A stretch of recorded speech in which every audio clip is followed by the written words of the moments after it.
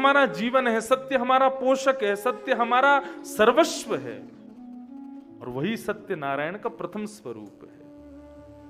हम जब कभी भी सत्य की इच्छा प्रकट करते हैं ना, हमें सत्य चाहिए, वो सत्य की इच्छा हमारे भीतर बैठे हुए नारायण ही प्रकट करते हैं, वो हमारे भीतर बैठे हुए भगवान ही प्रकट करते हैं। इसलिए भगवान का प्रथम स्वरूप क्या है? सत्य। दूसरा ठाकुर जी का स्वरूप क्या है? चैतन्य। भगवान को कभी जड़ नहीं मानना चाहिए। ठाकुर जी जड़ नहीं है। कई लोग मुझसे पूछते हैं, महाराज जी हमको अपने ठाकुर जी की सेवा में कुछ और बढ़िया क्या करना चाहिए, हमें बताओ। हम उनसे एक ही बात कहते हैं, भैया अपने ठाकुर जी को जड़ मानना छोड़ दो, चैतन्य मानना शुरू कर दो, अपने आप सेवा होगी, करनी नहीं पड़ेगी। आप उनको मूर्ति समझोगे, जड़ समझोगे, तो आपको सेवा करनी पड़ेगी। लेकिन जब आप उनको चैतन्य समझोगे, अब जैसे कि पुत्र जन्म लेता है घर में, तो माँ जो होती है वो किसी से पूछती थोड़ी है इसकी सेवा कैसे करूं। पुत्र होने के बाद में माँ अपने आप उसका लालन पालन करती है, क्योंकि पुत्र के प्रति चैतन्य भाव है। अरे इसको कहीं सर्दी ना लग जाए, अरे कहीं किसी की नजर ना लग जाए, अरे भूख लगी होगी तो भोजन करा दे, अरे इसलिए रो रहा है, चिड़चिड़ा हो गया, ये है वो है, वो सब अपने आप बनाती चली जाती है। क्यों? क्योंकि अपने पुत्र के प्रति चैतन्यता का भाव है। ऐसी ही चैतन्यता ठाकुर जी के प्रति कर लो, सेवा करनी नहीं पड़ेगी, सेवा अपने आप होगी। पिछली बद्रीनाथ की कथा का भाव बताऊं। ठाकुर जी तब हमारे इतने बढ़िया श्रृंगार नहीं होते थे, ऐसी ठाकुर जी कुछ भी पहन लेते थे। तो एक दिन ठाकुर जी को ऐसी पालकी में लेके जा रहे थे, तो उस दिन भयंकर सर्दी थी। यहां सर्दी का मतलब बारिश पड़ती सर्दी हो जाती है। तो सर्दी थी, तो लाल जी को बाहर लेके आए। तो मेरे मन में आ तो रहा था, यार बहुत सर्दी पड़ रही है, बर्फ नीचे तक आ गई थी, मैंने लाल जी को सर्दी नहीं लग जाए। कोई सॉल वॉल भी नहीं थी उनके चरणों पे। और मेरे मन में उस समय क्षण भर के लिए आ गया, कोई बात नहीं, ठाकुर जी तो यहाँ पे तपस्या कर रहे हैं, सर्दी तो ये सहन करते ही हैं, हमारे लिए इतना नहीं कर सकते। और ये भाव धारण करके ठाकुर जी को पालकी में सर्दी में ही ले आया। उसी रात्रि को मुझे जुकाम हो गया, मेरा गला बैठ गया। क्यों? ठाकुर जी कह रहे हैं, अच्छा मोए तू चैतन्य ना समझे हैं, मोए जड़ समझे, मोए सर्दी ना लगे, मोए गर्मी ना लगे, मेरे प्रति ऐसो भाव रखे। तो ठाकुर जी ने मेरो ही गलो ऐसो कर दियो, ले। मतलब ठाकुर जी ऐसा नहीं दंड के रूप में मुझे गला खराब, ठाकुर जी ने मानो बोले होंगे सर्दी लग के मेरो ये हाल भयो, ले ये तेरो कर दूं मैं, तू भी अनुभव कर मुंह पे कहा गुजरी होगी। बस इतना करना है, अपने घर के ठाकुर जी को, अपने लाल जी को चैतन्य रूप समझो। उन्हें भी सर्दी लगती है, उन्हें भी गर्मी लगती है, उन्हें भी भूख लगती है, उन्हें भी प्यास लगती है। हमारे गुजरात से हमारे परिवार के सदस्य पधारे हैं। आप जब पधार रहे थे तो मैंने इनसे खूब निवेदन किया, मैंने कि हमारे लाल जी के लिए कुछ ऐसी सामग्री बना के लाना कि शीतकाल में ठाकुर जी जब पावे तो उनको गर्मी का अनुभव हो। ऐसे बढ़िया सुंदर लड्डू सिद्ध करके लाए हैं, वो नेक भी अगर हमने पा लियो ना तो पसीना आ जाएंगे। वो ठाकुर जी की सेवा के लिए मंगवाए। क्यों? ये सब करने नहीं पड़ते, अपने आप आते हैं विचार, अपने आप होते हैं भाव। नागपुर से ऋषिकेश आ रहा था, तो ऐसा क्रम था सुबह 9 से 12 कथा, 1:30 बजे की फ्लाइट पकड़ के दिल्ली से नागपुर, देहरादून से ऋषिकेश। अब मैं ठाकुर जी से कहूँ, ठाकुर जी आज तो भोग रात में मिलेगा आपको, पूरे दिन भूखे रहोगे, क्या करोगे, कैसे रहोगे? तो हम क्या करते हैं, ठाकुर जी की जल झारी उसको खाली करके यमुना जी का आह्वान कर लेते, हे यमुना जी, जब जब लाला को प्यास लगे ना, या झारी में आ जाइयो, लाला को प्यास बुझा दियो। और बंटा जी को भाव रखें, हे यशोदा मैया, जब जब लाला को भूख लगे तब तब या में कछु धर दियो, लाला खा लेगो रास्ता में। मैंने की, और ठाकुर जी अब निवेदन कर रहे हैं, बोले मैं तो खा लूंगा, मेरी सखा मंडली। तो हम 2-3 हजार रुपए ठाकुर जी के नीचे और धर दें, रास्ता में खूब सारी दुकान पड़ेंगी, कहीं बढ़िया लगे खरीद लियो। हम बाद में मोह मत कहियो कि तेने मुझको खवाया वो नहीं। ठाकुर जी को 2-2,500 3-4 रुपए दे के रखता हूं मैं, लाल जी यदि भोग वोग देवे में मोसो कोई अपराध है जाए तो कोई गोपीते दही खरीद के खा ली हूं। कहीं कोई गोपी अपने भाव में रहते हैं, ठाकुर जी सदा अपनी लीला में रहते हैं। ठाकुर जी भी गोपी के पास जाए, देख 500 की नोट दी है मेरे इंद्रेश ने, ला चल मक्खन खवा मुझको भूख लगी है। ये सब भाव की बात है। ऐसे भाव हो ना तो सेवा करनी नहीं पड़ती, सेवा होती है। और वो कब होगा? जब ठाकुर जी को आप चैतन्य मानो। पहला स्वरूप ठाकुर जी का सत्य, दूसरा चैतन्य और तीसरा आनंद। ठाकुर जी आनंद स्वरूप है। चिदानंद रूप शिवोहम शिवोहम चिदानंद रूप। आद्य शंकराचार्य चिदानंद रूप शिवोहम शिवोहम चिदानंद रूप शिवोहम शिवोहम। वैसे ये निर्वाण अष्टकम है और श्री आद्य शंकराचार्य तो नहीं, लेकिन उनके शिष्य परंपरा के किसी शिष्य ने इसका लेखन करके भगवान शिव के सामने गाया। उसकी एक पंक्ति मुझे इतनी प्रिय है, इतनी भाती है, बहुत सुंदर।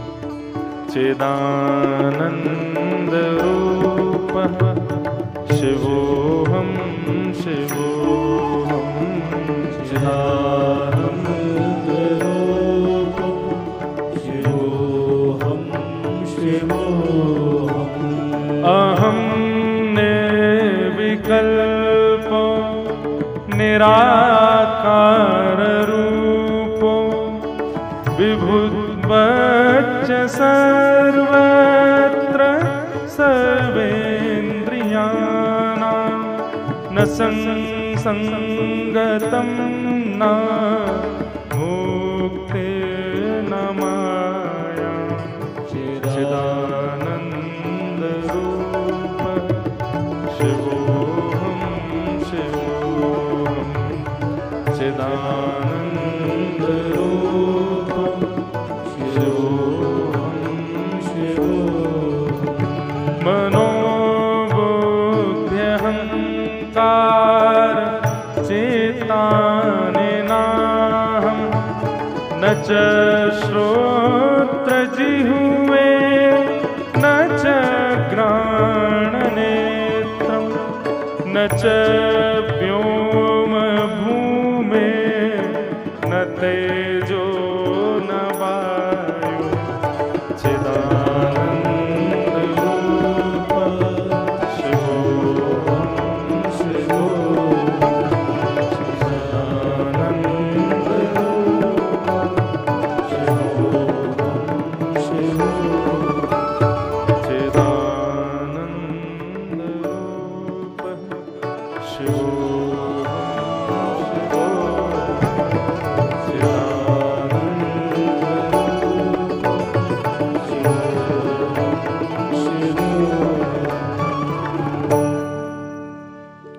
मैं कुछ भी नहीं हूं।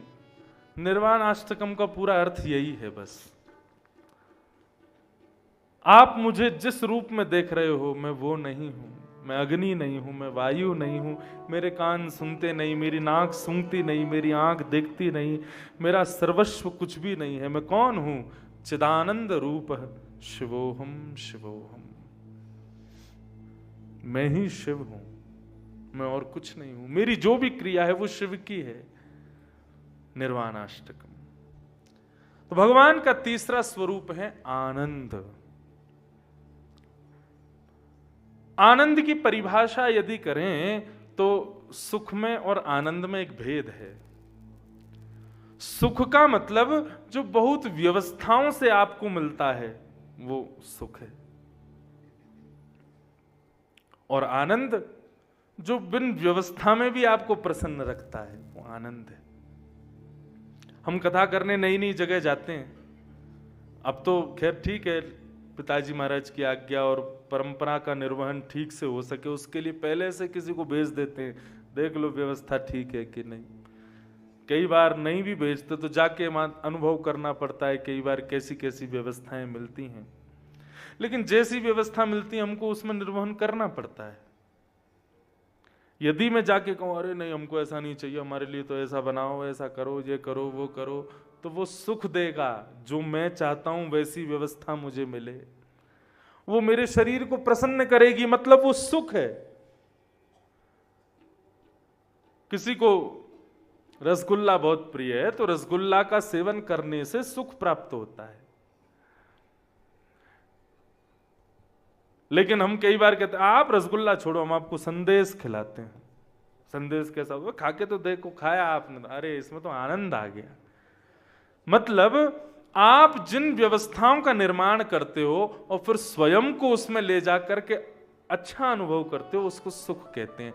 लेकिन जो आपकी सोच से जो परे है वैसी व्यवस्था मिल जाए और उसमें आप प्रसन्न हो जाओ, उसको आनंद कहते हैं। बद्रीनाथ है, यहां पर अधिक व्यवस्थाएं नहीं है, लेकिन फिर भी यदि आपके चेहरे पर प्रसन्नता है ना, आपके लाल गाल पड़ रहे हैं, हो रहे हैं, आप खूब आनंद में हो, क्यों? अब व्यवस्थाओं में भी सुखी हो, तो वो सुख नहीं कहलाएगा, वो आनंद कहलाएगा।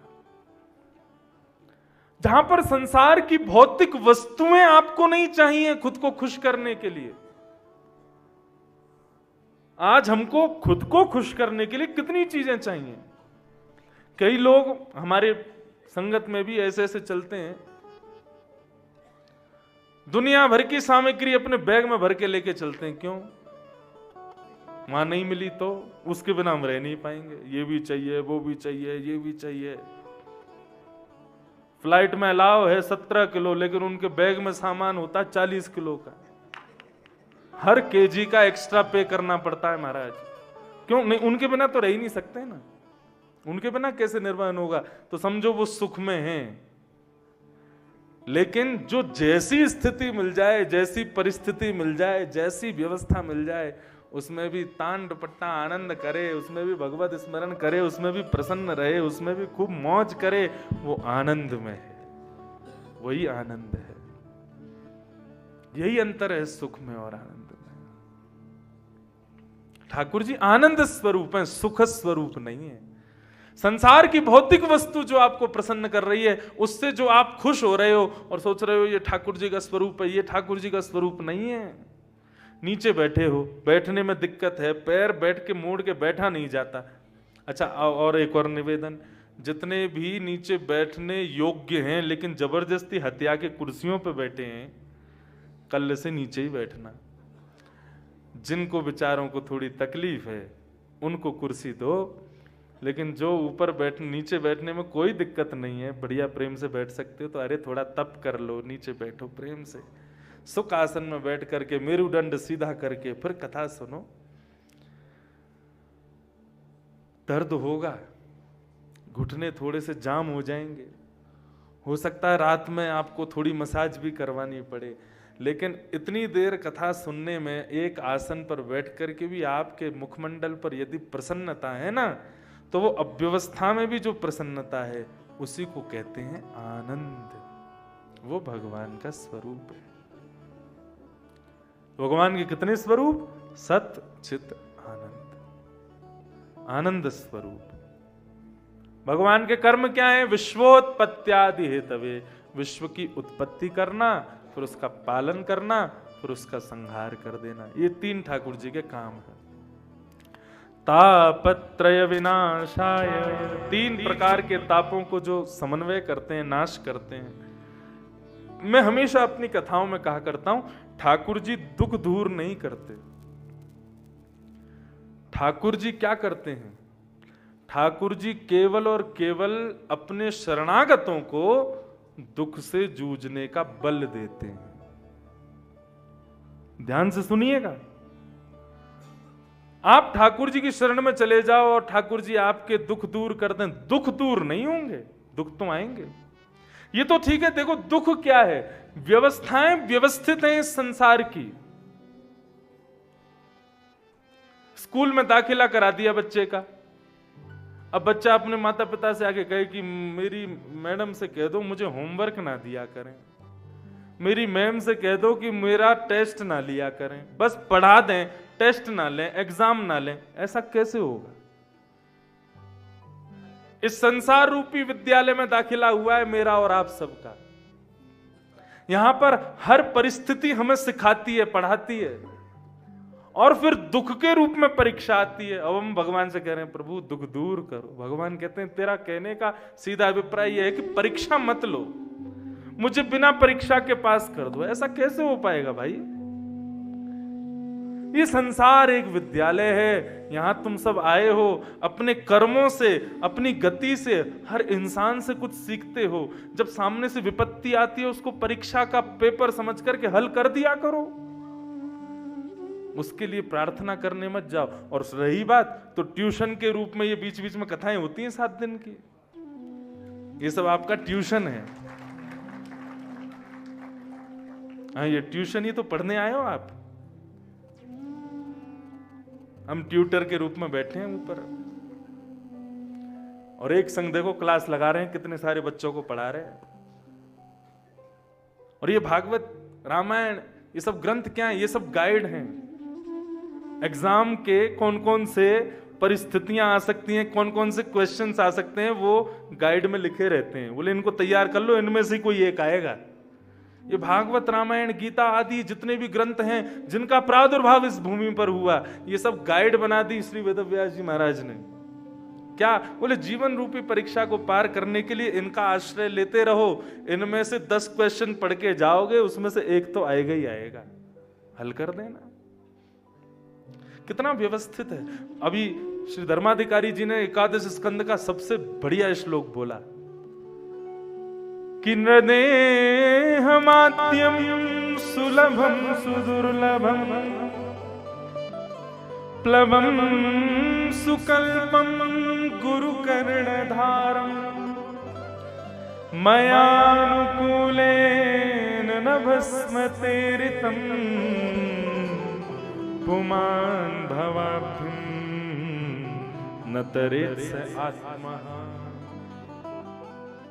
भगवान कहते हैं एकादश स्कंद में, आत्महत्या इस शब्द का कोई अर्थ होता है? इस शब्द के 2 अर्थ होते हैं। आत्महत्या का एक अर्थ होता है खुद से खुद को मार देना, और दूसरा अर्थ होता है आत्मा की हत्या होना। लेकिन विशिष्ट रूप से भागवत में आत्महत्या का जो शब्द का अर्थ है ना, वो है आत्मा की हत्या। आप कहोगे ये कैसे हो सकता है? भगवान गीता में कहते हैं आत्मा कभी जलती नहीं, कभी भीगती नहीं, कभी कटती नहीं, कभी मरती नहीं, कभी जन्म लेती नहीं। वो आत्मा की हत्या कैसे हो सकती है? भगवान कहते हैं होती है। कैसे होती है? उसी का श्लोक बोल के गए वे, नृदेह माध्यम सुलभम सुदुर्लभम। भगवान कहते हैं मैंने मानव को अति सुलभ एक शरीर प्रदान किया, जो बहुत दुर्लभ है, मिलना बहुत मुश्किल है। हम सब लोगों को रोज सुबह उठ करके ना अपनी पीठ थपथपानी चाहिए, अपने आप का सौभाग्यशाली मानना चाहिए। क्यों? हमको मानव बनाया भगवान ने। किसी और जाति में भेज देते, किसी और श्रेणी में भेज देते तो क्या स्थिति होती है हमारी। लेकिन आज हम मानव बन के बैठे हैं। जरूर ठाकुर जी का थोड़ा ही सही हमसे प्रेम होगा तभी हमको मानव बनाया। भगवान कहते हैं मैंने आपको मानव शरीर दिया, प्लवम सुकल्पम गुरुकर्ण धारम, और इस शरीर को सही स्थान बताने वाला, सही मार्ग बताने वाला मैंने आपको गुरु प्रदान किया। कौन गुरु प्रदान किया? श्री वेदव्यास हुए, श्री तुलसीदास हुए, श्री सूरदास हुए, जिनकी लिखी हुई बातों को हम लोग सुन करके, अनुभव करके अपने जीवन में कई सारी सुलभताएं प्राप्त कर लेते हैं। भगवान कहते हैं मानव शरीर दिया, सद्मार्ग दिखाने वाले गुरु दिए, और मयानुकूलेन कुछ कुछ कृपा मैंने अपनी अनुकूलताओं के रूप में उसको प्रदान की। इतना सब कुछ प्राप्त होने के बाद भी व्यक्ति यदि मेरी प्राप्ति नहीं कर पाया, इतना सब कुछ मिलने के बाद भी यदि वो मरने के बाद मेरा ना हो पाया या जीते जी मुझे प्रकट ना कर पाया, तो उसने अपने शरीर रूपी पिंजरे में अपनी आत्मा को घोट करके मार दिया। ये आत्महत्या है। वेदव्यास जी ने कितनी बड़ी कृपा की हमारे ऊपर। एक नहीं अनेक ग्रंथ लिखे जिससे तुम्हारा समाधान हो जाए, उसको अपना लो जीवन में। लेकिन कष्ट में मत रहो, दुखी मत रहो, अप्रसन्न मत रहो, हताश मत रहो, उदास मत रहो। इनका आश्रय लेके रहो, सदा प्रसन्न रहो। सब कुछ प्रदान किया। तो कहने का अभिप्राय, संसार में कष्ट तो आएगा, दुख तो आएगा, लेकिन हरि शरणागति हमको उस दुख से, कष्ट से जूझने का बल प्रदान करती है। हमें बल मिलता है कैसे उससे जूझना है। देखो, दुख को फेस करना आ जाए तो फिर दुख बड़ा नहीं है। हम उस दुख को बहुत बड़ा बवंडर मान करके उससे भागते हैं, क्योंकि हम फेस करना नहीं जानते। हम ये नहीं जानते कि इससे जूझना कैसे, इससे लड़ना कैसे है। वो सब भागवत सिखाती है, वही सब यहां बताया जाता है।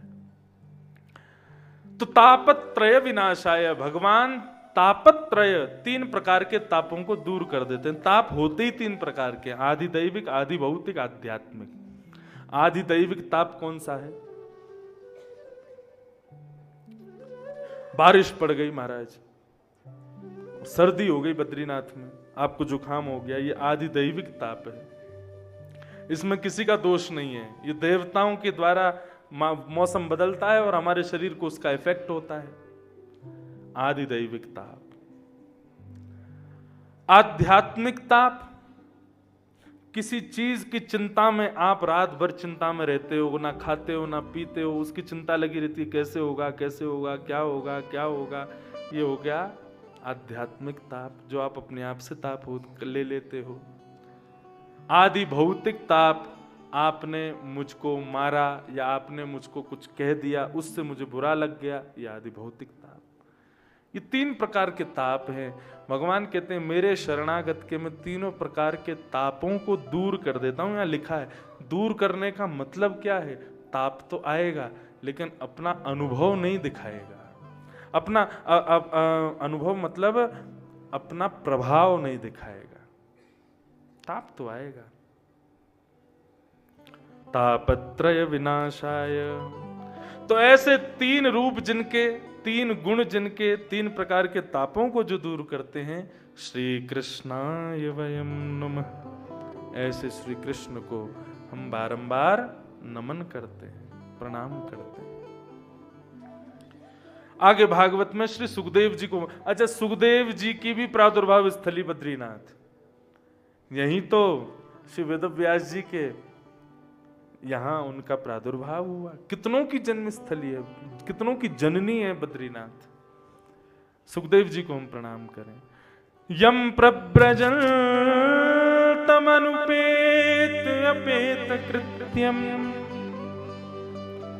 द्वैपायनो विरह कातर्या जुहाव पुत्रेति तन्मयतया सर्वो विनेदु तम सर्वभूत हृदयं मुनिमानतोऽस्मि। जो सुखदेव जी जन्म लेते ही वन में चले गए और वन में जाकर के पिता के कई बार बुलाने पर भी जो लौट कर के नहीं आए, ऐसे सर्वभूत हृदय श्री सुखदेव जी को हम बारंबार प्रणाम करते हैं। बंधुओं, अभी श्री राधा चरितामृत हुआ था नागपुर में, तो वहां भी सुखदेव जी का स्मरण हुआ था। क्यों हुआ? क्योंकि श्री राधा रानी के सुख पक्षी हैं। भागवत का जो वक्ता है वो श्री किशोरी जी की कृपा से कथा कहता है। यदि राधा रानी की कृपा ना हो तो वक्ता बोलने की सामर्थ्य नहीं रख सकता। श्याम सुंदर के गुणानुवाद किशोरी जी की इच्छा और कृपा से कहने को प्राप्त होते हैं। सुखदेव जी गोलोक धाम के एक सुख पक्षी हैं और वहां विराज करके नित्य किशोरी जी के मुख से सुने हुए ठाकुर जी के नामों का उच्चारण करते हैं। कैसे नाम उच्चारण करते हैं कि गोपी कदाचिन मणि पिंजरस्थम सुखम बचोवाचयितुम प्रवृत्ता आनंद कंद ब्रज चंद्र कृष्णम गोविंद दामोदर माधवेति। किशोरी जी कहती हैं बोलो तोता कृष्ण तो बोलता है कृष्ण, बोलो गोविंद तो कहता है गोविंद, बोलो गोपाल तो कहता है गोपाल। किशोरी जी के द्वारा पढ़ाए गए समस्त नामों का उच्चारण करता है वो तोता, क्योंकि रट लेता है ना। लेकिन एक दिन उसके सामने श्याम सुंदर आते हैं, सब प्रणाम करते हैं, लेकिन वो तोता प्रणाम नहीं करता। श्याम सुंदर के जाने के बाद किशोरी जी तोते से पूछती हैं, अरे सुख, मैंने तुझे इनका नाम याद कराया था, वो आज आए थे, तूने प्रणाम क्यों नहीं किया? सुख कहता है, मैं नाम जानता हूं, मैं रूप नहीं जानता। मैं नाम जानता हूं, मैं लीला नहीं जानता। ये ताली बजाने वाली बात ही नहीं थी यार। कई लोग बड़े ओवर एक्साइटेड रहते हैं, यूं ही बैठे रहे, कोई बात निकले, बात तो सुनो पूरी। सुख ने कहा मैं नाम जानता हूं लेकिन लीला नहीं जानता। मैं नाम जानता हूं लेकिन नामी को नहीं जानता। किशोरी जी बोली अच्छा, मतलब कीर्तन जानता है लेकिन उसकी कथा नहीं जानता। जिसका तू कीर्तन कर रहा उसको नहीं पहचानता। यदि इसके बिना, उनको जाने बिना कीर्तन करेगा तो उससे उद्धार कैसे होगा? इसलिए तुम जाओ, यदि तुम्हें मेरे शरण में रहना है, मेरे पास रहना है, मेरी शरणागति तुमको यदि प्रिय है तो फिर जाओ, भूलोक पर जाओ, जाकर के उनको समझ के आओ, जान के आओ कौन है कृष्ण, कौन है गोपाल, कौन है गोविंद। उनको जब तक समझोगे नहीं तब तक मैं अपना आश्रय प्रदान नहीं करूंगी। तब शुक्राचार्य जी महाराज इन्हीं हिमालय की पर्वत पर आते हैं जहां पर भगवान शिव पार्वती को अमर कथा सुनाते हैं, और अमर कथा सुनाते हुए एक संकेत कर देते हैं, देवी मैं नेत्र बंद करके सुनाऊंगा, तुम केवल ओम शब्द का उच्चारण करती रहना। यदि तुमने ओम शब्द का उच्चारण बंद किया तो कथा विश्राम हो जाएगी। पार्वती जी कथा सुन रही थी और जिस शिला पर बैठ करके महादेव कथा कह रहे थे उसी के पीछे शुक्राचार्य जी बैठे थे। अब बोले मैं आगे जाऊं, जाके प्रणाम करके अपना परिचय दूं, बहुत समय व्यर्थ हो जाएगा, इससे बढ़िया यहीं पर शांति से कोने में बैठ के कान लगा के कथा सुनता हूं।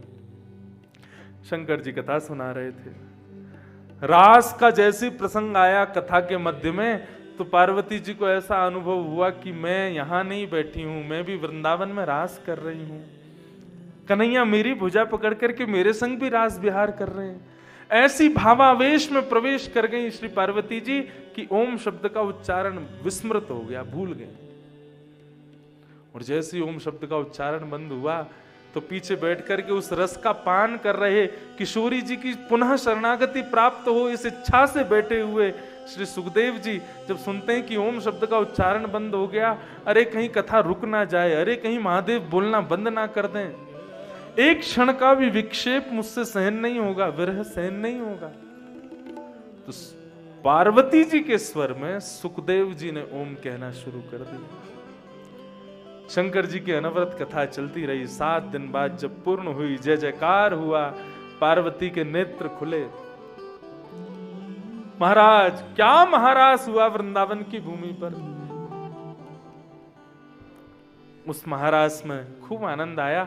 अब बताइए ना महारास के बाद क्या हुआ। शंकर जी बोले यहां कथा विश्राम होने को आई है और आप कह रही हो महाराज के बाद क्या हुआ। इतने दिन से कथा चल रही है, कौन सुन रहा था? आपको मैंने कहा था ओम शब्द का उच्चारण करना, आप तो कर नहीं रही थी, तो फिर कौन कर रहा था? इस ब्रह्म विद्या की चोरी किसने की है? त्रिशूल लेकर के ढूंढने के लिए गए, पीछे से नन्ना सा सुख पक्षी आया, भगवान क्षमा करना, मुझसे ही अपराध हुआ। शंकर जी बोले अपराध नहीं, कौन है तू बता। अब तो त्रिशूल लेकर के दौड़े। सुख पक्षी उड़ता उड़ता उड़ता अपना परिचय कहां दे पाता शंकर जी के क्रोध के आगे। उड़ता हुआ आया हिमालय की कंदराओं में भ्रमण करता करता करता करता यहीं माणा क्षेत्र में, जहां पर व्यास गुफा है, श्री व्यास जी का आश्रम है, वहां पर उनकी पत्नी विट्टिका, कहते हैं या तो जल पी रही थी या उबासी ले रही थी, मुख खोल करके। तभी ऊपर से उड़ते आए सुखदेव जी ने देखा, बोले ये बढ़िया गुफा है, यहीं पर प्रवेश कर जाओ। और श्री विट्टिका जी के मुख से होकर के गर्भ में प्रवेश कर गए नन्हे से सुखदेव जी, और भीतर जाकर के शंकर जी के द्वारा सुनाई गई समस्त कथा का मनन चिंतन करने लगे। बंधुओं, कितने दिन मनन किया सुखदेव जी ने? हम लोग कितना मनन करते हैं कथा का? 4 घंटा कथा सुन के जाते हैं, पूरी सब्जी खा के सो जाते हैं। मतलब कथा अभी पची नहीं है, उससे ऊपर और कुछ खा लेते हो आप। लेकिन सुखदेव जी ने इस कथा को पचाया और रमाया अपने रोम रोम। हम भोजन क्यों पचाते हैं? ताकि उसका तत्व हमारे रोम रोम में आ जाए, उसका तत्व हमारे रक्त में प्रवाह हो जाए, हमारे एक एक अंग का स्पर्श कर ले उसका तत्व जो हमने खाया है। उसके लिए हम वॉक करते हैं, कई लोग गोलियां खाते हैं, क्यों? पचे, ताकि उसका तत्व बाहर आवे। हमने कथा सुनी, कथा सुनकर के भीतर गई, हम उसको समय देते हैं अपने जीवन में उसको रमने का? नहीं देते। इसलिए श्रीमद् भागवत में आ गया कि तत्श्रुण्वन प्रपठन विचारण परो भक्त्या विमुच्चेन्नर। कथा सुनने के बाद सबसे मिलो मत, थोड़ी देर मौन हो जाओ, तुरंत जाओ यहां से और अपने कक्ष में जाकर के उस कथा के अभी नए नए रस को जो अभी प्राप्त किया है उसको तुरंत मनन करने लग जाओ। पूरी 3 बजे से लेकर के 7 बजे तक का एक पूरा रिवीजन कर डालो, क्या क्या सुना मैंने। 7 बजे तक का, ये ज्यादा से ज्यादा आधा 1 घंटे में पूरी कथा रम जाएगी। जब रोम रोम में, रक्त रक्त में, एक एक रंग अंग में कथा प्रविष्ट हो जाएगी, तब आगे बढ़ना। ऐसे कथा सुनो। वेद व्यास जी की पत्नी विट्टिका के गर्भ में श्री सुखदेव जी महाराज 12 वर्ष तक रहे। कितने वर्ष? 12 वर्ष तक। और 12 वर्ष तक क्या कर रहे हैं? केवल महादेव के द्वारा सुनाई गई जो अमर कथा है उसको केवल मनन चिंतन करने लगे। ऐसा वर्णन आता है 12 वर्ष बाद सुखदेव जी ने उस सुनी हुई कथा का जब गान करना शुरू किया, तब विट्टिका के ऐसा लगा कि ये श्लोक कहां से आ रहे हैं, ये मैं क्या सुन रही हूं। तब अपने श्री वेदव्यास जी से जाकर के कहा कि महाराज मुझे कहीं से श्लोक सुनाई दे रहे हैं। तब उन्होंने मंत्र शक्ति से देखा, अरे देवी ये साधारण श्लोक नहीं है, अमर कथा के श्लोक हैं, महादेव के द्वारा कही गई कथा के श्लोक हैं, ये साधारण नहीं है, कहां से आ रहे हैं। और विचार किया और चिंतन किया, तब जाके पता चला कि अरे देवी तुम्हारे गर्भ में ठाकुर जी का अनन्य भक्त संत चूड़ामणि साक्षात सुखदेव विराजमान। देवी इनसे निवेदन करूं मैं कि ये बाहर पधारें। वंदन किया, बोले भगवान मंत्र शक्ति से ही बात की, बोले आप पधारो, जन्म धारण करो, बाहर पधारो। सुखदेव जी बोले हम नहीं आएंगे बाहर। क्यों? बोले माया हमको पकड़ लेगी, माया बहुत बुरी है। यदि माया में एक बार पड़ गए, माया में एक बार हमारा प्रवेश हो गया, तो फिर हम भजन नहीं कर पाएंगे। यहाँ माँ के गर्भ में हम बहुत सुखी हैं, एकांत वासा झगड़ा ना झासा, अकेले हैं, कोई और है भी नहीं, यहाँ बढ़िया आनंद आ रहा है हमको बाहर आने के लिए आग्रह मत करो। बोले आपकी माँ को कष्ट हो रहा है, आप जन्म ले लो। तो सुखदेव जी बोले तो ठीक है, तो फिर हम आपकी गृहिणी के गर्भ को छोड़ के चले जाते हैं कहीं पर। तब उन्होंने कहा एक शर्त पर बाहर आऊंगा। क्या? नारायण को कहो आकर के मुझे आश्वासन दें, मुझे विश्वास दें, मुझे एक जिम्मेवारी का पत्र दें कि तुमको माया नहीं सताएगी तो मैं जन्म लूंगा, नहीं तो नहीं लूंगा। तो वेदव्यास भगवान ने इसी क्षेत्र में बैठ करके आदि नारायण का स्मरण किया और विट्टिका के गर्भ में साक्षात शंख चक्र गदा पद्मधारी नारायण प्रकट हो गए। और प्रकट होकर के सुखदेव जी के सिर पर अपना वरद हस्त फेरने लगे। सुखदेव, तुमको माया छुएगी नहीं, माया पकड़ने की तो बहुत दूर की बात है, स्पर्श नहीं करेगी तुम्हारा। और तो और तुम जिसको अपनी सन्निधि प्रदान करोगे, माया उसका भी त्याग कर देगी। तुम जन्म लो, तुम्हारा जन्म साधारण नहीं है, मेरी कथा गाने के लिए तुम आए हो। जाओ, मैं वचन देता हूं तुमको माया नहीं सताएगी। भागवत के श्रोता वक्ता दोनों ने जन्म बाद में लिया, भगवान का दर्शन गर्भ में पहले किया। परीक्षित को भी दर्शन पहले हुआ, सुखदेव जी को भी दर्शन मातृ गर्भ में ही हुआ। और निश्चित ही हम आप सब लोग जो भी यहां वक्ता श्रोता बन के बैठे हैं, हमने भी निश्चित ही मातृ गर्भ में 8वां महीना भागवत में आता है। कपिल भगवान देवहूति को कहते हैं कि 8वें महीने में बालक मेरी तपस्या करता है। वही बालक तपस्या करता है जो ठाकुर जी को अति प्रिय हो।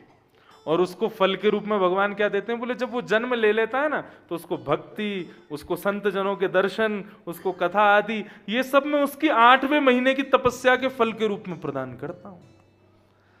तो इसका मतलब क्या है? ये प्रमाणित हो गया कि हमने भी दर्शन तो किए ठाकुर जी के, हम सब ने भी जन्म से पहले ठाकुर जी का स्मरण तो किया, उसी के फल में ये कथा प्राप्त हुई है हमें।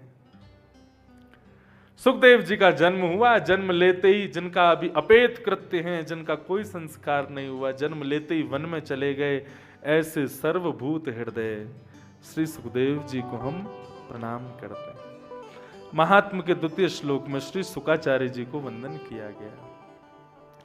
बंधुओं, कथाक्रम ऐसा है कि 88,000 सौनकादि ऋषि नैमिषारण्य में बैठे थे, और नैमिषारण्य में बैठ करके हम आप सब लोग कलयुगी लोगों की मति कैसे सुधरे, उसके लिए कुछ विचार कर रहे थे। तब आया कि एक ही उपाय है, क्या? कलयुग के लोगों के लिए यज्ञ करो।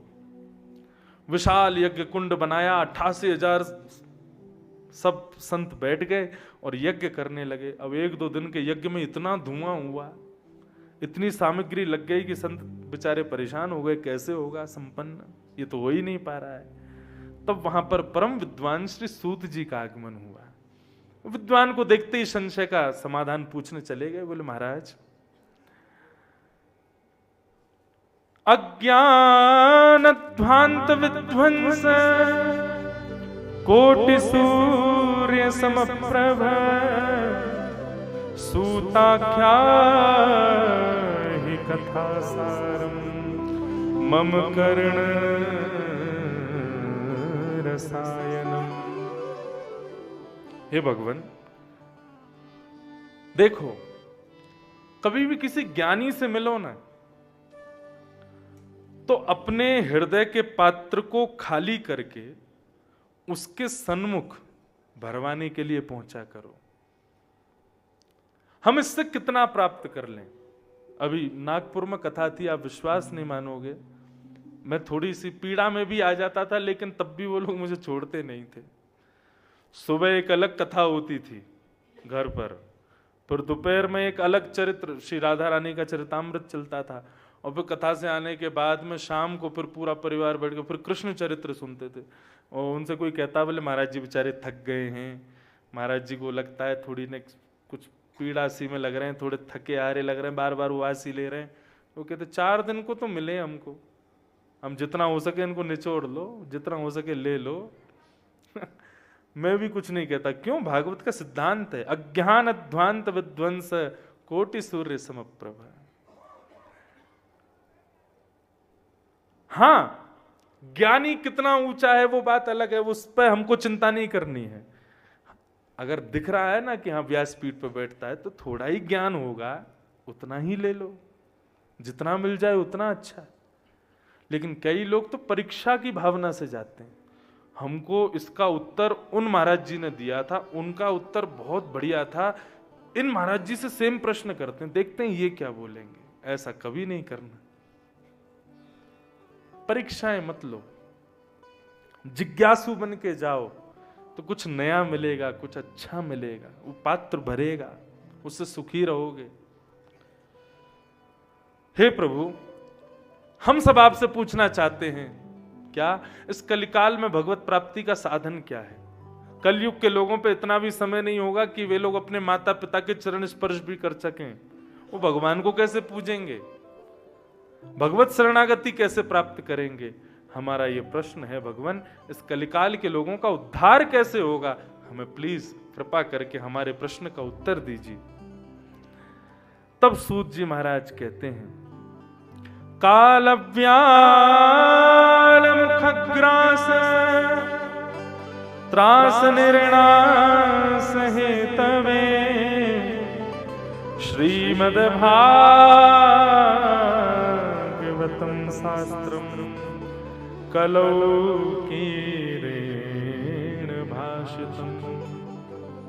भाई देखो, इस संसार में सबसे पहला जो मानव को कल्याण से वंचित कराता है वो है भय। किस चीज का भय? मृत्यु का भय। और मृत्यु के भय के रूप में और क्या उदाहरण दूं ऋषिकेश से बद्रीनाथ? मार्ग ही मृत्यु का भय है। कोई झूठे को बोल दे, वो आगे जाम लगा, क्यों? लैंडस्लाइड हो गया। तो अपने बगल वाले पहाड़ पर जाती है नजर, ऊपर से आ तो नहीं रहा कोई, क्यों? ये मृत्यु का भय भीतर बैठा है। हम कितने भयभीत हैं। जुखाम हो जाए, 4 प्रकार के डॉक्टरों से 4 प्रकार की दवाइयां लिखवा लेते हैं, ठीक करो कैसे भी। क्यों? आजकल जुखाम अब तो नहीं है, लेकिन बीच में जुखाम होने का मतलब कोरोना नहीं महाराज। पति को जुखाम हो जाए तो पत्नी दूसरे कमरे में जाएगी, बच्चे दूर भागेंगे। पिताजी ये लो अपनी तौलिया, ये लो अपनी केटली, गर्म पानी कर करके पीते रहे ना, मारो। आदमी को जुखाम हो जाए तो डर के मारे नहीं बताता था। कोरोना का शुरुआती समय, जब कोरोना आया ही आया था, यही मार्च के समय के आसपास, तो हम परिवार के लोगों के आगे हाथ जोड़ते थे, भाई किसी को भी अनुभव हो ना अंदर से कि लग रहा है हमें कि हाँ थोड़ा बुखार सा है या थोड़ा जुखाम सा है, तो बता देना। डर के मारे बताते नहीं थे। एक पंडित जी हमारे यहाँ, उनकी वो, हम लोग खेलने गए कोरोना में, क्या करते, खेलते थे, तो कहीं खेलने गए, घर के बाहर ही खेलते थे, खेल के अंदर आए तो वो जब बोले तो उनकी आवाज में मुझे थोड़ा ऐसा लगा गला बैठ गया है। मैंने उनसे कहा, मैं तुम्हारा गला बैठ गया है? उतने घबरा गए, नहीं, रोने लगे, मुझे कुछ नहीं हुआ, मैं घर नहीं जाऊंगा। अरे मैंने कुछ कहा तुमसे? मैं इतना ही तो कहा, गला नहीं, मुझे कुछ हुआ ही नहीं है। वो सब जगह जाके बोले भैया को ऐसा लगता है कि मुझे कोरोना हो गया। वो मैंने कहा मैंने इससे बस पूछा कि तेरा गला बैठ गया है क्या? वो इतने में ही डर गया। ये भय किसका है? कोरोना तो एक बहाना है, हमारा भय है मृत्यु का भय। कालव्या